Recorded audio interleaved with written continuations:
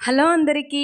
ఈ కనిపించే హౌస్ అయితే మేముండే ఇంటి దగ్గరలోనే ఉన్నది. ఇక్కడికి వచ్చిన కొత్తలో ప్లేస్ ఎక్కువ ఉందని బాబుని ఇక్కడికే తీసుకొచ్చి సైకిల్ తీసుకొని ఈ హౌస్ చూడండి. చుట్టూ పచ్చని గ్రీనరీ, మామిడి చెట్లు, పనస చెట్లు, పిల్లలు ఆడుకోవడానికి బయట ఎంత పెద్ద ప్లేస్ ఉందో.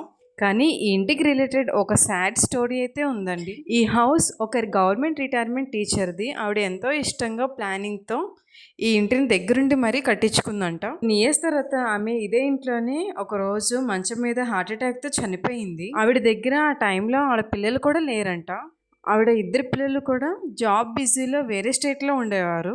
ఇంత పెద్ద ఇంట్లో ఆవిడ ఒక్కరితే ఉండేది. ఆమె చనిపోయాక ఈ ఇల్లు పూర్తి ఖాళీగా మారిపోయింది. రెంట్కి ఇవ్వలేదు. స్టార్టింగ్ డేస్ లో నేను ఇంటికి వచ్చినప్పుడు నాకు ఈ స్టోరీ తెలియదు అసలు. ఇక్కడ ప్లేస్ పెద్దదిందని బాబుని తీసుకొచ్చి ఆడిపిస్తూ ఉంటుంటే ఒక రోజు ఆంటీ నన్ను పిలిచి బాబుని ఇక్కడికి తీసుకురావద్దు, ఇంటి దగ్గర ఎక్కువసేపు ఉండడం మంచిది కాదు అని చెప్పింది. ఎందుకంటే నన్ను అడిగితే రాత్రిపూట ఇక్కడ ఏవో శబ్దాలు వినిపిస్తాయని. ఆ టీచర్ కి ఇల్లు అంటే చాలా ఇష్టం, అందుకే ఆమె ఆత్మ ఇక్కడ ఉంది తిరుగుతూ ఉంటదని చెప్పింది. కానీ నిజంగా అలా ఏమైనా ఉందా లేదంటే ఈ చుట్టుపక్కల జనాలు ఇలా రూమర్స్ క్రియేట్ చేస్తారో మరి.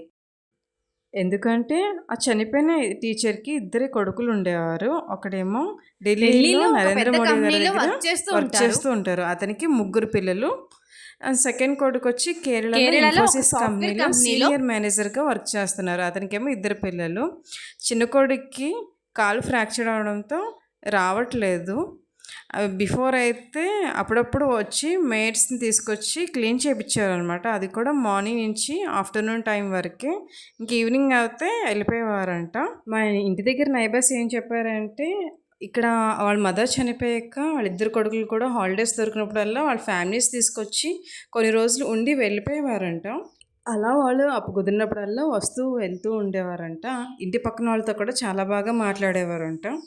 బట్ ఇప్పుడు వాళ్ళు వర్క్లో బిజీ అవడంతో అలాగే పిల్లలు హైయర్ స్టడీస్కి వచ్చినందువల్ల ఇంకా రావడానికి వాళ్ళకి కూడా కుదరట్లేదు. వాళ్ళ చిన్న కొడుక్కి కాల్ ఫ్రాక్చర్ అవ్వకముందు ప్రీవియస్ వచ్చి ఇంటికి వచ్చి డోర్స్ ఓపెన్ చేసి మేడ్స్ని తీసుకొచ్చి లోపలంతా కూడా చాలా నీట్గా క్లీన్ చేయించారు. అయితే అతను హాస్పిటల్లో ఉన్నారని చెప్పారు. ఇంకా ఈ పెద్దిల్లు అయితే వాళ్ళు ఎప్పటికీ అమ్మరంట.